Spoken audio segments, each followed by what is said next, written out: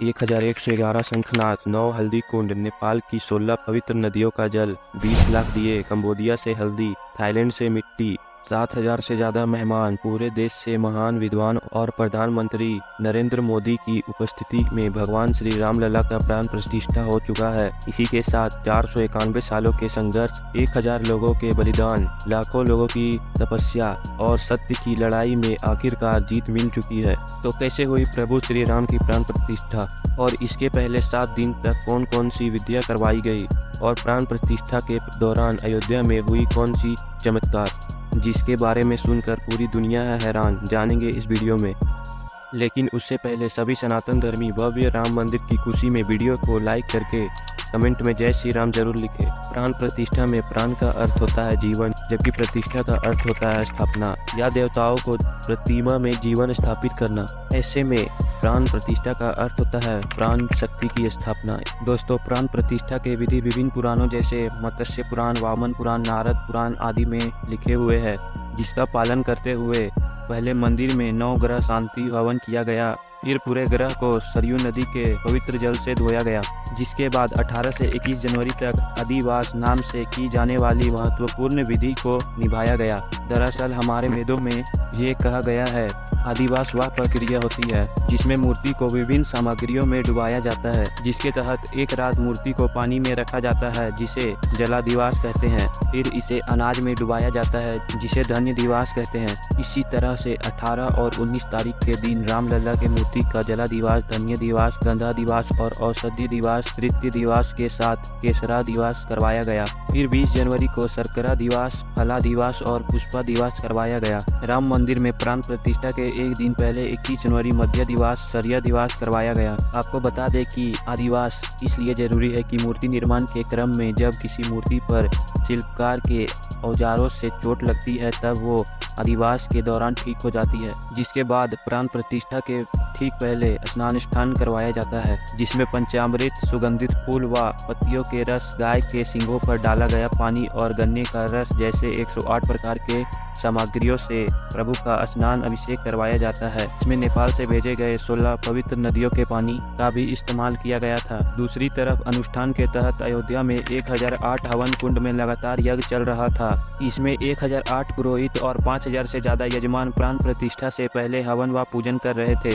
UP के मुख्यमंत्री योगी आदित्यनाथ भी 1008 कुंडीय महायज्ञ में शुक्रवार को शामिल हुए थे। फिर यह अनुष्ठान का अंतिम चरण आया है, प्राण प्रतिष्ठा, जिसमें प्रभु को मूर्ति में जगाया या जीवंत किया जाता है और 22 जनवरी के सुबह से प्राण प्रतिष्ठा की तैयारियां हो गई थी। प्राण प्रतिष्ठा के लिए यह तिथि इसलिए चुनी गई क्योंकि त्रेता युग में राम लल्ला के जन्म के दौरान जो मुहूर्त बन रहा था वही मुहूर्त 22 जनवरी के दिन बन रहा था। तो इस दिन सुबह प्राण प्रतिष्ठा में शामिल होने के लिए 7000 से भी ज्यादा मेहमान अयोध्या में राम मंदिर पहुँच गए, जिसके लिए राम मंदिर के प्रांगण में कुर्सियाँ लगाई गई थी। वहीं गर्भगृह में पुजारी गणेश्वर शास्त्री के साथ प्रधानमंत्री नरेंद्र मोदी, मुख्यमंत्री योगी आदित्यनाथ और सभी न्याय उपस्थित थे।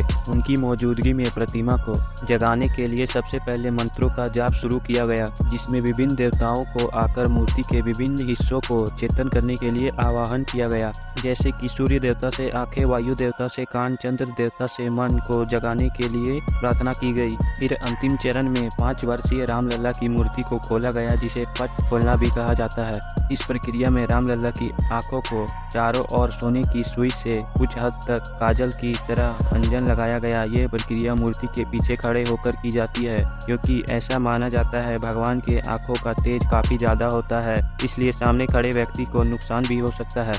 ऐसे में पट खोलने और अंजन लगाने के साथ प्राण प्रतिष्ठा पूरी हुई और श्याम शिला से बने इस मूर्ति में साक्षात प्रभु श्री राम जीवित हो गए और उसके बाद वहां पे आए सभी मेहमानों को श्री राम लल्ला का दर्शन हुआ। इसी दौरान राम मंदिर के पास हुई एक चमत्कार की घटना सामने आई, जिसके बारे में सुनकर पूरी दुनिया नतमस्तक हो गई।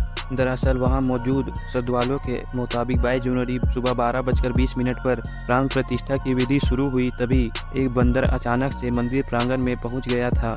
हालांकि वहां काफी ज्यादा सुरक्षा थी, लेकिन अयोध्या में वानर सेना का कितना महत्व है ये हम सभी जानते हैं, इसलिए सुरक्षा कर्मियों ने भी उन्हें वहां से नहीं भगाया। उस बंदर के चेहरे में इतना तेज चमक रहा था कि और स्वभाव में इतनी ज़्यादा सरलता थी कि वो किसी को नुकसान पहुंचाए बिना मंदिर की घूंघट में बैठा रहा। फिर कुछ देर बाद वो नीचे उतरकर दूर से ही मंदिर के गर्भगृह को देखता रहा और प्राण प्रतिष्ठा की विधि पूरी होने तक वो वहीं बैठा रहा। जिसके बाद रामलला ने अपनी पहली बार आंखें खोली तो वहाँ मौजूद सभी श्रद्धालुओं ने अपनी सिर झुकाना शुरू कर दिया। उसी वक्त वो बंदर अचानक से वहाँ से गायब हो गया और उसे दूर जाते हुए किसी ने नहीं देखा। इसे लेकर अयोध्या में मौजूद कई विद्वानों का कहना है कि वो स्वयं महाबली हनुमान थे, जो कि अपने वानर स्वभाव में प्रभु श्री राम के दर्शन करने के लिए आए थे। आपको बता दें कि प्रभु श्री राम को जब एहसास हुआ कि उनका मनुष्य रूप में धरती पर समय खत्म हो गया है और वह स्वर्ग पर चले गए हैं, उस वक्त हनुमान जी हिमालय की पहाड़ियों में ध्यान करने चले गए थे और कहा जाता है वो अभी भी वहीं रहते हैं क्योंकि उन्हें अमरता का वरदान प्राप्त है। और जब भी धर्म नगरी अयोध्या किसी मुश्किल में आती है तो हनुमान जी वानर अवतार में हनुमानगढ़ी पहुंच जाते हैं और राम भक्तों को मुश्किल से निकालते हैं।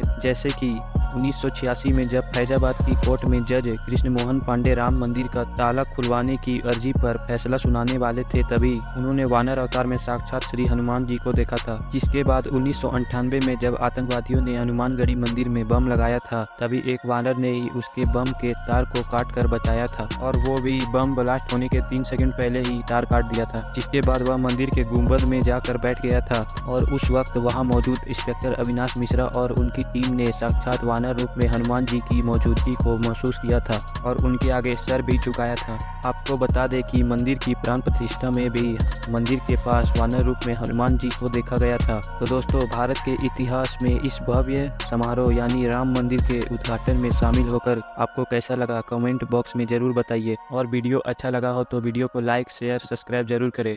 जय श्री राम।